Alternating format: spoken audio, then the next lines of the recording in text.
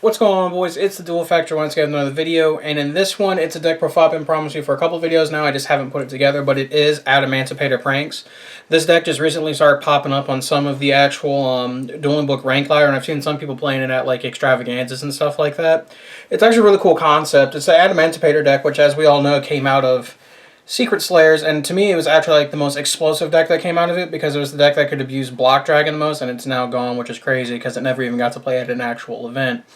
But it's kind of cool because to make up kind of like for the gap of not having Block Dragon, you're playing the Adamancipator engine, which originally it was 1 Lampsies, Dropsies, Fansies, and 3 Roxies, and the fusion spell with Butler. Now, a lot of people have generalized that the best way to play it is to still play the 3 Roxies, but then they play one of their choice. Most people are playing Dropsies in their list because it's level 2. I personally am playing Lampsies in mine because it's a fire, and I play a Leonite, so it gives me more access to my Leonites. But enough about that. We're about to get into the deck profile, but before that, don't forget to check out the X2 Drop podcast. Goes up every Monday with me and John or Bingo HD. If you don't want to watch the deck profile, I completely understand. There's a link in the description below that you can see the list. And without further ado, let's go ahead and get into it. So to start off with the main deck and the actual main deck monsters, we're playing 3 of each minor. So we're playing 3 copies of Researcher. She's the best one. She's the most generic. She can be special summoned just by controlling a rock, and then all the Adamancipator cards share the same effect, as you can excavate the top 5 cards of the deck, and you can special summon 1 non-tuner rock monster from amongst the 5 that you excavate. So, like I said, Research is most generic because it only needs another rock on the field to special summon. Seeker is the most second generic, where you have to control another Adamancipator card. And then Analyzer is the least generic, but it's the best one going second because your opponent has to control a monster and you don't to special summon this onto the field. So you really want to see that card going second.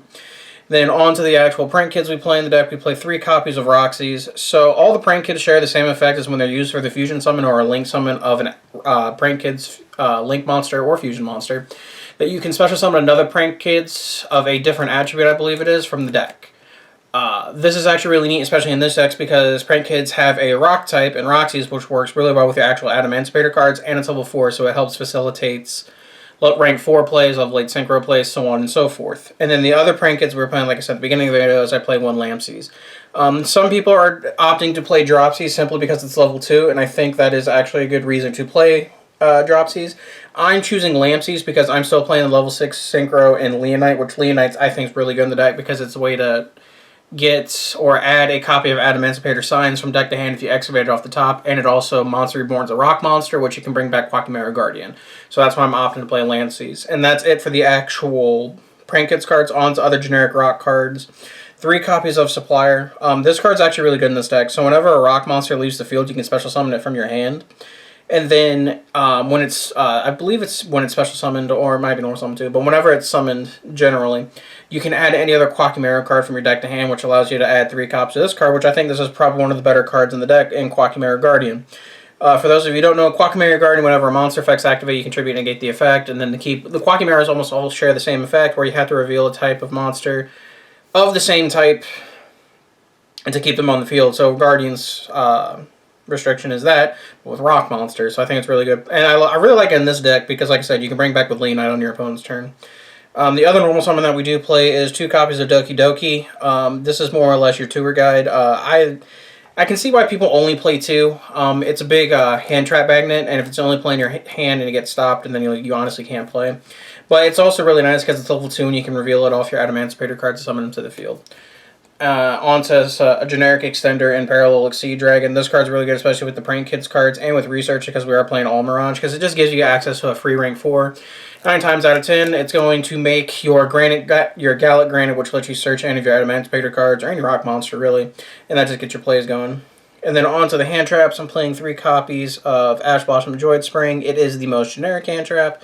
And then we're also playing 3 copies of Gamma because I think it's the most high-impact hand trap that we could play. And then we're also playing the 1 Gamma. And that's it for the monsters. And then we'll go on to the spell cards, which it's honestly there's not a lot of, which if Second's Light was still around, we'd probably be playing that. But we're playing 3 copies of Forbidden Droplet. Still playing this card in all my main decks just so I have an Out to Vanity's Ruler going game 1. Arguably, that could be something else, but for now I just think it's blind game 1. I think it's the best card to play in that slot. 3 copies of Adamancipator Signs. This card's really good. It's Reborn. It also lets you stack your deck with a rock monster if you bring back an Adamancipator monster. And then 3 1-ofs in Reborn, Upstart, and then Emergency Teleport because we are playing Gamma and gives you access to Haka Firebricks a little bit easier. And that's it for the spell cards. On to the extra deck. For the actual Prank Kids monsters, we're playing one copy of Prank Kids Dodo Doodle Doo, and then one copy of Meow Meow Mew. This is the one that we play the most of because one, it's a link one that lets you do all this stuff, and it's generically a rock. Doodle Doo.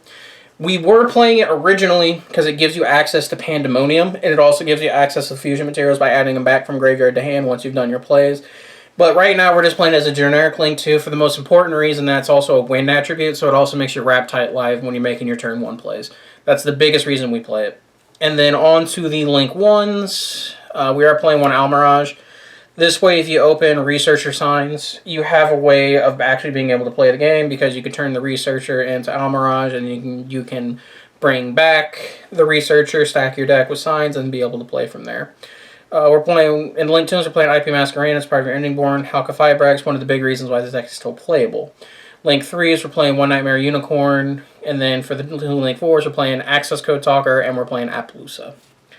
For the rank 4s, we only play 2. One being Gallic Granite. You play a bunch of rocks, so the whole reason you play it. And then we also play one copy of Dollar. It's probably the best Floodgate rank 4 right now, but don't look at it because it's not ulti. Then for the Synchros, we play one Raptite. You guys already know what this does. Card's insane. One Leonite. I'm playing it because, like I said, it gives you more access to signs, and it brings back Quagmire Guardian during your opponent's turn, which is crazy.